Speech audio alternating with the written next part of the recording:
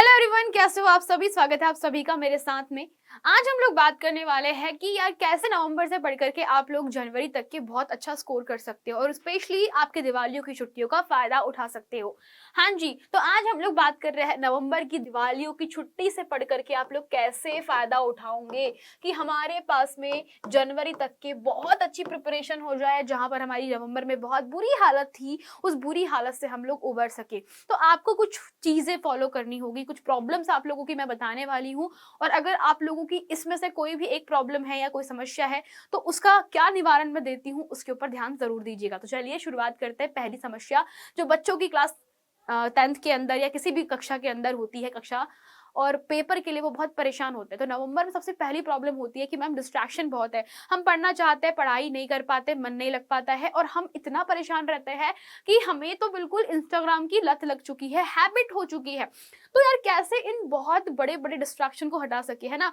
हम जब पढ़ने बैठते हैं हमें लगता है कि हमें भूख लग रही है, हमें प्यास लग रही है, हमें कहीं और जाना है, हमारे दोस्त ने बुला लिया, क्रिकेट खेलना है। ऐसे बहुत सारी चीजें आपके दिमाग में घूमने लगती है और आप पढ़ाई को छोड़ करके अब कुछ और काम करने लग जाते हो। तो इसे कहते हैं डिस्ट्रैक्शन। तो डिस्ट्रैक्शन का सबसे इंपॉर्टेंट जो फंडा आज के टाइम पर है वो है मोबाइल फोन्स। तो क्या कर सकते हो हम लोग बेटा, मोबाइल फोन्स को डू नॉट डिस्टर्ब मोड पर डाल दीजिए। दिस इज द मोड जहां पर आपके पास में कॉल आए, नोटिफिकेशन आए, कुछ भी आता है तो वो आपकी स्क्रीन पर अपीयर नहीं होता। This is the best mode, जो कि मैं भी इसको स्टडीज के लिए यूज करती हूँ। तो ये मोड ऐसा होता है जहां पर आप लोगों को कोई भी डिस्टर्बेंस नहीं होता है।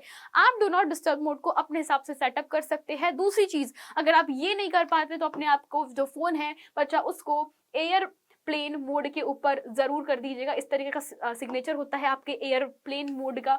तो हम लोग क्या कर सकते हैं, एयरप्लेन मोड का प्रयोग कर सकते हैं। इस पे भी रखने से कोई नोटिफिकेशन कॉल्स वगैरह आप लोगों को नहीं आएगी। पर आपको इस बात पर बिल्कुल स्ट्रिक्ट रहना है कि चाहे कुछ भी हो जाए हमें ये एयरप्लेन मोड या फिर हमें डू नॉट डिस्टर्ब मोड को हटाना नहीं है। अगर आपने हटा दिया तो आप वहीं पर हार जाओगे, जिस चीज के लिए आप मेहनत कर रहे थे वो कर ही नहीं पाओगे। तो बच्चों, आपका पहला काम होता है डू नॉट डिस्टर्ब मोड पर, एयरप्लेन मोड पर मोबाइल फोन को रख देना। अब क्या करना है, आपने मोबाइल फोन को एयरप्लेन मोड पर रख दिया है, अब आपका काम है सिर्फ और सिर्फ जो काम का काम है वो करना, दैट्स इट।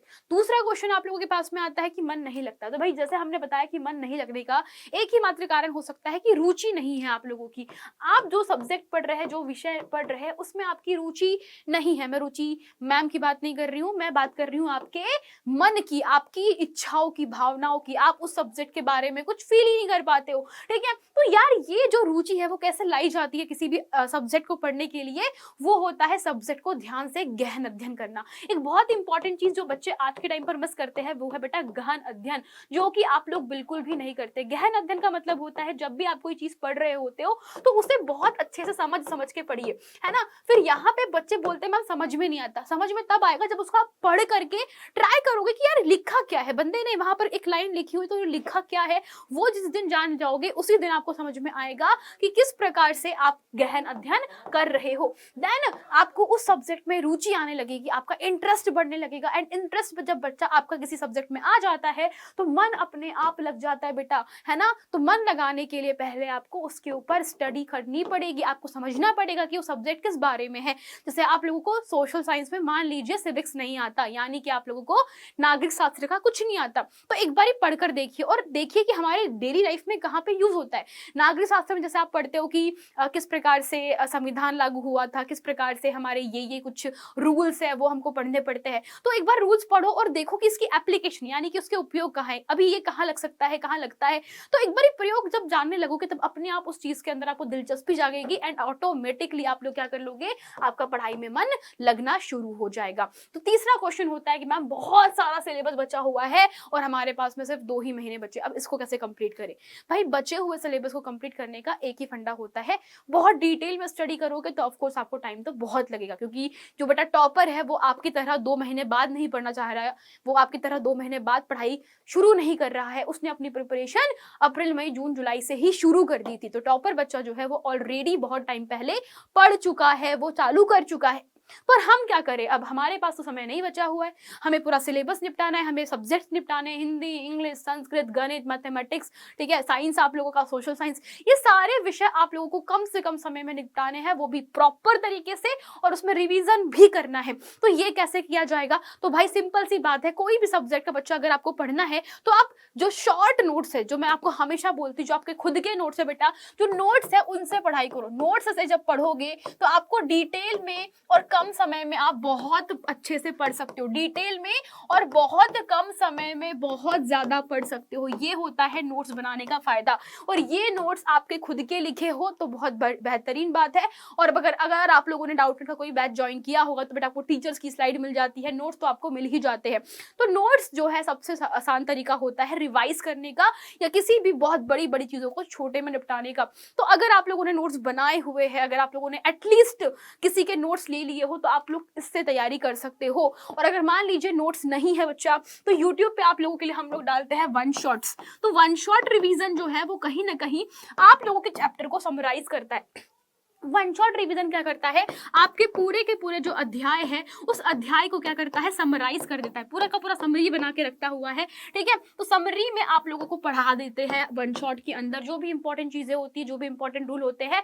अब ऑफ कोर्स हम उतना डिटेल में नहीं होते हैं उसके अंदर, वन शॉट में हमें छोटे छोटे चीजों में समझाना पड़ता है, बहुत डिटेल एक्सप्लेनेशन नहीं होता है, बट रिवीजन करने के लिए one shot revision are the best thing जो कि आप कर सकते हो। तो इस तरीके से आप आपके सभी सब्जेक्ट का सिलेबस जो है वो कंप्लीट कर सकते हो। फिर आते हैं अगला जो क्वेश्चन है वो कि ये याद किया हुआ हर शब्द हम भूल जाते हैं। मैम हमने मान लीजिए पढ़ लिया पर अब हम याद किया हुआ भूल जाते हैं। तो याद किया हुआ भूल जाते हो तो उसके लिए एक बहुत ही इंपॉर्टेंट चीज आपको ध्यान रखनी है, वो है बच्चा कि पहली बात जो भी आप पढ़ते हो उसके शॉर्ट नोट्स बनाओ। बहुत इंपॉर्टेंट चीज होती है शॉर्ट नोट्स बनाना। दूसरी चीज है आप लोगों को करनी है जो बहुत जरूरी होती है बेटा, राइटिंग प्रैक्टिस। ये कोई नहीं करता जबकि ये सबसे ज्यादा जरूरी होता है। लिख लिख के देखो भाई, मजाक से हटके बच्चा, जिस दिन आपने लिख लिख के देखने से आपने पहले समझा और लिख लिख के देखा और आपने याद करना सीख लिया ना, ऑटोमेटिकली बच्चा आपके शॉर्ट नोट्स के साथ में जब राइटिंग प्रैक्टिस करना शुरू करोगे, आप क्वेश्चन के आंसर खुद से लिखना चालू करोगे, आप क्या कर रहे हो बेटा, प्रश्न देख रहे हो और उसका उत्तर स्वयं बना रहे हो, तो आपके ऑटोमेटिकली बेटा जो प्रॉब्लम है कि हम लिखा हुआ भूल जाते हैं वो खत्म ही हो जाएगा। आपको दिमाग में चीजें चलने लगेगी। इसके अलावा आप क्या कर सकते हो, जो चीज आप भूल जा रहे हो, कुछ बड़ी चीज है, तो भूलने वाले जितने भी कॉन्सेप्ट होते हैं, ठीक है, तो भूलने वाले कॉन्सेप्ट को आपको क्या करना है, उन कॉन्सेप्ट को आपको एक दीवार पे चिपका लेना है। आपको क्या करना है, आपको इसके पोस्टर बना लेना है। पोस्टर मतलब कि पन्ने पे लिख करके चिपका देना है दीवार पर, और उस दीवार पे जहां पर आपकी नजर बार बार पड़ती है, बार बार पड़ती है, और आप क्या कर रहे हो, उसको याद करो। जैसे मान लो मैं आपको पहली बार, इसके पहले भी एक एग्जाम्पल दी थी कि मान लीजिए आप चल रहे हो, घूम रहे हो, फिर रहे हो, जैसे हम लोग कई बार होता है कि मार्केट चले जाते हैं, कई बार ऐसा होता है कि हम लोग जैसे मान लो खेलने कूदने गए हैं, या फिर हम ग्रोसरी शॉपिंग करने जाते हैं, या कहीं हम पेट्रोल भराने जा रहे हैं, या खेत जा रहे हैं, कुछ भी हो सकता है। तो उस समय में हम क्या कर सकते हैं, हमारे जो भी आज हमने सुबह पढ़ा है उसको दिमाग में ऐसे कि आज हमने पढ़ा था रासायनिक अभिक्रियाएं, और सुभद्रा मैम ने बताया था कि द्विविस्थापन अभिक्रिया के अंदर एक अभिक्रिया होती है जिसमें आयनों का आदान प्रदान होता है, अदली बदली होती है। तो ये चीजें हमको सुभद्रा मैम ने बताई थी। हाँ, क्या मुझे इसमें कहीं डाउट तो नहीं है, क्या मुझे कुछ प्रॉब्लम तो नहीं हो रहा? नहीं, मुझे तो याद है। और यदि याद नहीं है, अगर आप वो भूल जा रहे हो, तो उसको पोस्टर पे बनाओ, लिख लो, चिपका दो। तो ये सबसे आसान तरीका हो सकता है। अगर कोई चीज बार बार आप भूल जा रहे हो, दिमाग में नहीं रह पा रही है, तो उसका पोस्टर चिपका दो। दूसरी चीज आप लोग ये कर सकते हो कि मैंने बोला राइटिंग प्रैक्टिस करो, समझने की कोशिश करो। अगर ये भी नहीं हो पा रहा है बच्चा, आप लोगों से इनमें से कुछ भी पॉसिबल नहीं हो पा रहा है, तो आप सिर्फ एक काम कर सकते हो, वो आखिरी है, वो है रट लो। रटोगे तो अपने आप सब चीजें होने लग जाएगी। लेकिन वही है कि रटा वाला इंसान भूल जाता है। फिर बात करते हैं अगले प्रश्न की। आपका अगला क्वेश्चन होता है कि प्रश्न देखकर समझ ही नहीं आता कि हम उत्तर कैसे लिखें या उत्तर क्या लिखें। तो बेटा प्रश्न देखकर अगर आपको समझ में नहीं आ रहा, इसका मतलब ये है कि आपके थ्योरी कॉन्सेप्ट तो अच्छे से है, आपको थ्योरी बहुत अच्छे से आती है, नो डाउट, लेकिन आप लोग क्वेश्चन की आंसर लिख नहीं पा रहे। तभी तो मैंने कहा था कि लिख लिख के देखो, राइटिंग प्रैक्टिस करो, क्योंकि जितना ज्यादा आप लिख लिख कर देखोगे उतना बेहतरीन तरीके से आप लोग समझ पाओगे। और दूसरी चीज होती है बच्चा, जब भी आप पढ़ाई कर रहे हो, जब भी आप रिवीजन कर रहे हो ना, तो रिवीजन हमेशा क्या करना है आप लोगों को, रिवीजन के टाइम पर हमेशा उस अध्याय के उस चैप्टर के हमें क्या करना है, पिछले वर्ष के प्रश्न करने हैं। हमें क्या करने हैं, उस अध्याय के रिवीजन के समय पिछले वर्ष के प्रश्नों के उत्तर लिख कर देखना है। अब समझना इस चीज को। अब हमें क्या करना है, हमें इसके उत्तर लिख कर देखना है। जिस दिन आपने ये सीख लिया ना उत्तर लिख के देखना किसी प्रश्न के, ऑटोमेटिकली आपका जो लेवल ऑफ रिकॉग्नाइज मतलब चीजों को याद करने का होता है,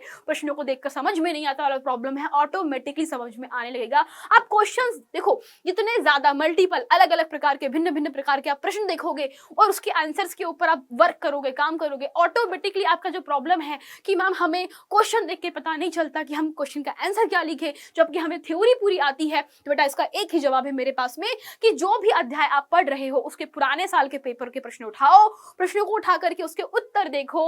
आपको मैंने अध्याय के बहुत सारे क्वेश्चन के उत्तर करवा के रखे हुए हैं, देखिए समझिए, मैंने आपको लॉजिक समझाया हुआ है कि प्रश्नों के उत्तर कैसे लिखे जाते हैं। जब आप ये इसमें अपनी पावर बना लेते हो, अपनी पकड़ बना लेते हो, ऑटोमेटिकली आपके प्रॉब्लम का सॉल्यूशन हो जाता है। तो दिस इज बच्चा आपको ध्यान रखना है।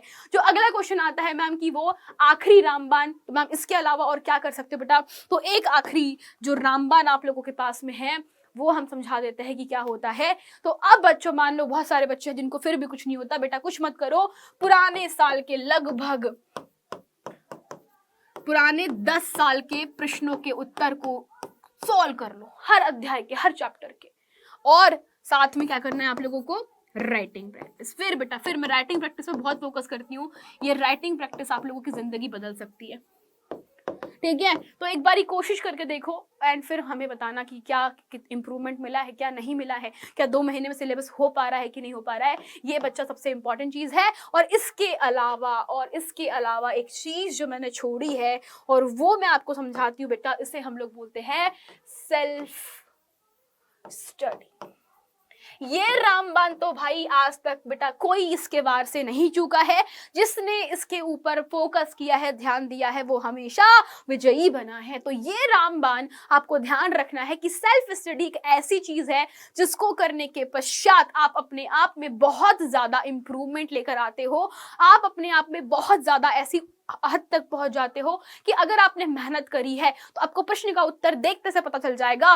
दूसरी चीज आपको पता रहेगा कि यार आपने गलती भी करी है ना, आपको पता रहेगा कि कहां पे गलती करी। जब तक कि आप सेल्फ स्टडी करोगे आपको समझ में आएगा कि पढ़ाई के और तरीके क्या होते हैं।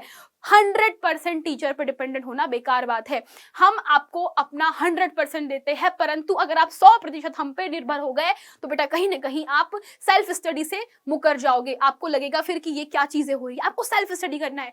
आप मोबाइल फोन सब कुछ बंद करके क्वेश्चन खोलो, देखो बन रहा है कि नहीं बन रहा है, नहीं बन रहा है अगले क्वेश्चन पे पढ़ो, फिर देखो बन रहा है कि नहीं बन रहा है, तो जितना बन रहा है उतना करो, जो नहीं बन रहा है उस पर फिर काम करो। तो ये वाली जो टेक्निक होती है बेटा वो आपको कोई नहीं बताएगा, but yes self study is the key of success. जितनी बेटा खुद से मेहनत करोगे अपना दिमाग जो है उतना ही ज्यादा उन्नत होते चले जाएगा। यही आप लोगों के लिए मेरी एक छोटी सी राय थी। थैंक यू सो मच बच्चों, आपकी बड़ी बहन हूं तो एटलीस्ट आप लोगों को मैं ये समझाना चाहती हूं कि कैसे किसी भी बड़ी से बड़ी बाधा को भी हम आसानी से पार कर सकते हैं।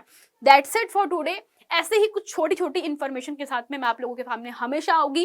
बेटा आपकी प्रॉब्लम हमारी प्रॉब्लम है, डोंट वरी अबाउट इट। लेकिन याद रखिएगा कि पढ़ाई की जब बारी आती है तो आपको स्वयं पढ़ाई करनी पड़ेगी। टीचर आपको क्वेश्चन प्रैक्टिस करवाएगा, सब करवाएगा, बट जब तक कि आप स्वयं खुद से कुछ नहीं करोगे तब तक कुछ भी पॉसिबल नहीं है। तो सबसे पहला काम है स्वयं अपना हथियार खुद उठाना। तब तक के चलते हैं, धन्यवाद।